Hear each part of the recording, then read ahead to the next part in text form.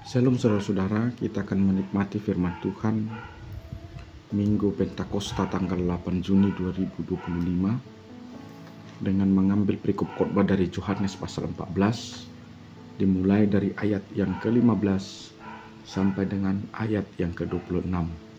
Saya akan membacakan bagi kita semua. Beginilah firman Tuhan. Jikalau kamu mengasihi aku, kamu akan menuruti perintah-perintahku. Aku akan meminta kepada Bapa, dan Ia akan memberikan kepadamu seorang penolong yang lain, supaya Ia menyertai kamu selama-lamanya, yaitu Roh kebenaran. Dunia tidak dapat menerima Dia, sebab dunia tidak melihat Dia dan tidak mengenal Dia. Namun kamu mengenal Dia, sebab Ia menyertai kamu dan akan tinggal di dalam kamu. Aku tidak akan meninggalkan kamu sebagai yatim piatu. Aku akan datang kepada kamu.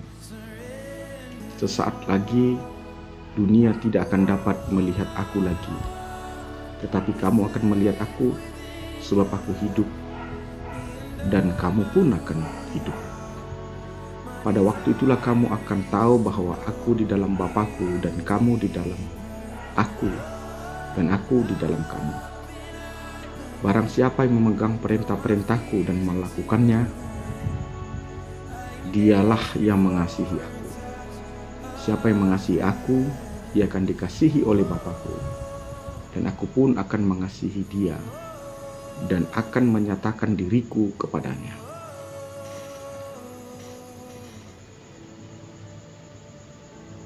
Yudas yang bukan Iskariot berkata kepadanya, "Tuhan, apa sebabnya engkau hendak menyatakan dirimu kepada kami dan bukan kepada dunia?" Jawab Yesus, "Jika seorang mengasihi aku, ia akan menuruti firman-Ku, dan Bapa-Ku akan mengasihi dia, dan kami akan datang kepadamu dan tinggal bersama-sama dengan dia. Siapa saja yang tidak mengasihi aku, tidak menuruti firman-Ku.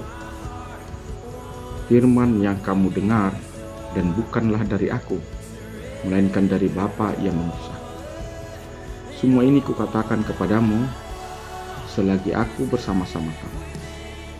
Namun penolong, yaitu Roh Kudus, yang akan diutus oleh Bapa dalam namaku, dialah yang akan mengajarkan segala sesuatu kepadamu dan mengingatkan kamu akan semua yang telah kukatakan kepadamu." Saudara-saudara, pada minggu ini kita masuk kepada Pentakosta. Pentakosta ini berasal dari akar kata pentah, artinya 50. Artinya kita merayakan peristiwa 50 hari setelah kebangkitan Yesus. Saudara-saudara, pada Pentakosta ini terjadi pencurahan Roh Kudus secara massal, secara universal kepada semua suku bangsa. Yang sebelumnya dalam perjanjian lama, orang yang dihinggapi Roh Kudus atau orang yang dicurahkan Roh Allah adalah orang-orang tertentu, seperti kepada nabi, kepada imam, dan kepada raja.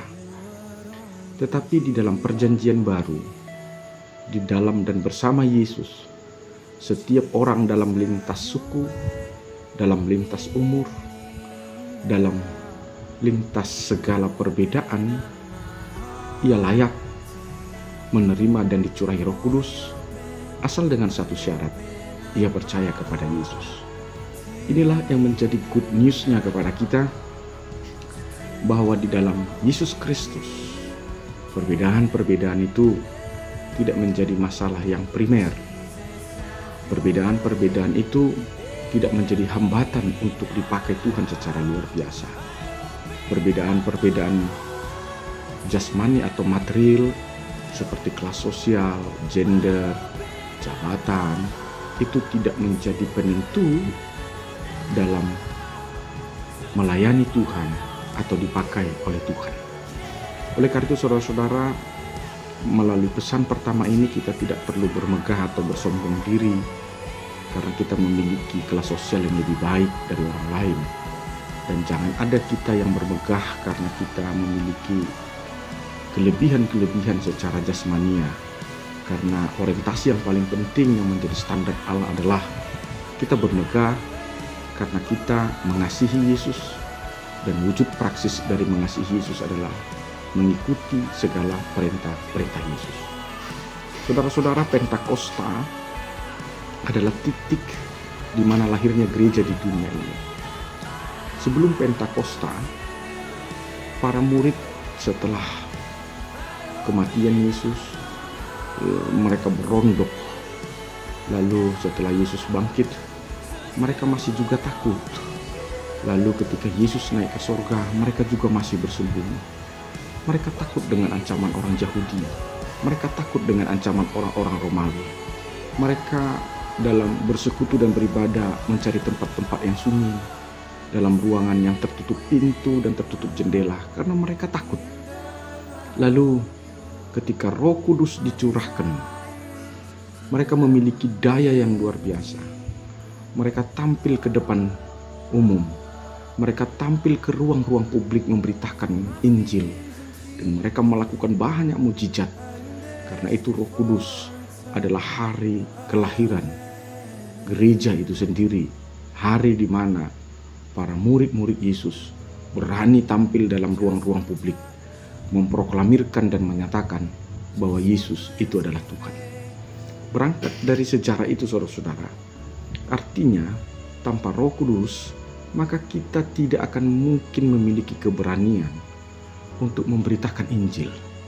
Tanpa Roh Kudus kita tidak akan mungkin bisa memahami kebenaran Injil. Itu juga tertulis dalam kitab Yohanes, yaitu ketika peristiwa Yesus bangkit. Sewaktu Yesus bangkit, mereka terpecah belah. Sebagian ada yang percaya, sebagian ada yang tidak. Sebagian menyatakan bahwa itu hantu, sebagian lagi menyatakan bahwa itu adalah sebuah bayangan belaka. Mereka kebingungan. Mereka tidak bisa memaknai apa yang sedang terjadi pada masa itu. Lalu Yesus menghembusi mereka dengan Roh Kudus. Ketika mereka dihembusi Yesus dengan Roh Kudus, maka terbukalah pikiran mereka, dan akhirnya mereka mengerti tentang apa yang dikatakan kitab suci, bahwa Yesus harus bangkit dari kematian dan dia harus naik ke surga. Saudara-saudara, kita membutuhkan Roh Kudus, karena melalui Roh Kuduslah kita akan mengerti apa dan bagaimana percaya kepada Yesus.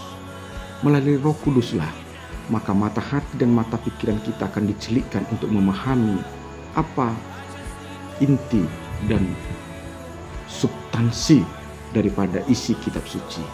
Tanpa Roh Kudus maka kita akan blank untuk memahami kebenaran firman Tuhan. Ada banyak orang kita beritakan firman Tuhan, kita beritakan Injil, tapi mereka tidak mengerti karena mereka tidak memiliki Roh Kudus. Oleh karena itu, saudara-saudara, jika mengikuti teks ini, ada lebih baik sebelum kita memberitakan Injil kepada orang lain, kita terlebih dahulu mendoakannya. Dalam doa itu kita meminta agar orang tersebut dikaruniakan Allah Roh Kudus, agar dengan terlebih dahulunya mereka dihinggapi Roh Kudus. Maka ketika kita bertemu dengan mereka dan ketika kita memberitakan Injil, maka terbukalah pikiran mereka tentang kebenaran ilahi yang terselip di dalam ayat-ayat suci Injil itu sendiri. Karena itu jangan terlalu memaksakan diri pemberitaan Injil kepada orang-orang lain jika orang lain tersebut sebenarnya tidak memiliki Roh Kudus. Karena tanpa Roh Kudus ia bukan menjadi mendengarkan Injil, tetapi sebaliknya ia menghina dan merendahkan Injil itu sendiri. Saudara-saudara, Roh Kudus itu tidak dikenal dunia, karena memang Roh Kudus itu tidak berasal dari dunia. Roh Kudus itu berasal dari Yesus, diutus oleh Allah Bapa di dalam nama Yesus. Artinya ada keterkaitan yang tidak bisa terlepaskan antara Yesus dan Roh Kudus. Karena itu, saudara, tidak mungkin seseorang bisa memiliki Roh Kudus kalau ia tidak percaya kepada Yesus. Dan tidak mungkin seseorang bisa sampai kepada pemahaman bahwa Yesus adalah Tuhan kalau ia sendiri tidak memiliki daripada Roh Kudus itu sendiri.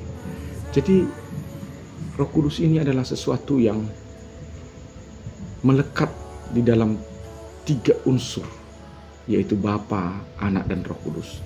Jadi ini juga berkaitan dengan konsep ajaran Kristen mengenai Trinitas, yaitu adanya Allah yang tunggal yang menyatakan diri sebagai pencipta. Ia disebut sebagai Allah Bapa. Lalu Allah pencipta itu menyatakan dirinya melalui wujud manusia atau berinkarnasi menjadi manusia melalui Yesus Kristus, disebut sebagai anak Allah. Dan setelah itu ia menyatakan dirinya sebagai roh yang disebut sebagai Roh Kudus. Jadi orang Kristen bukan memiliki 3 Allah, tapi ia memiliki 1 Allah. Dan Allah ini menyatakan diri dalam 3 persona atau dalam 3 pribadi, sebagai pencipta yaitu Allah Bapa, dan sebagai penebus yaitu Anak Allah, dan sebagai penghibur atau penolong disebut sebagai Roh Kudus. Di luar dari klaim ini, itu adalah penyesatan atau pembengkokan daripada kebenaran iman Kristen. Jadi jika ada kitab suci agama lain atau ada ajaran-ajaran dari agama lain yang menyangkut-nyangkutkan agama Kristen dan menyatakan bahwa Allah Kristen itu bersifat politeis atau memiliki 3 Allah, itu adalah sebuah kebohongan, penyesatan. Karena sejatinya Allah orang Kristen itu esa, tetapi menyatakan diri dalam 3 persona atau 3 pribadi. Saudara-saudara, kalau kita perhatikan teks ini, kita masuk pada zaman yang disebut sebagai zaman Roh Kudus.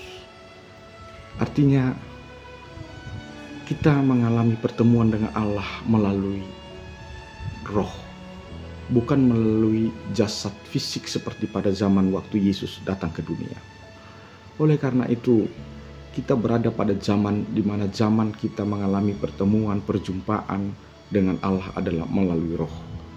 Oleh karena itu tentu kita membutuhkan latihan-latihan rohani, kita membutuhkan latihan-latihan spiritualitas, karena pembuktian-pembuktian tentang keberadaan Allah, eksistensi Allah itu hanya bisa dibuktikan secara spiritual, secara roh.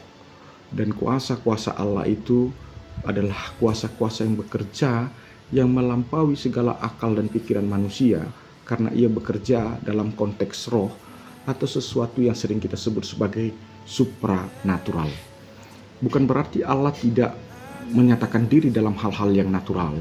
Ia juga menyatakan diri dalam hal-hal natural, sebab Allah menyatakan diri melalui alam semesta ciptaannya.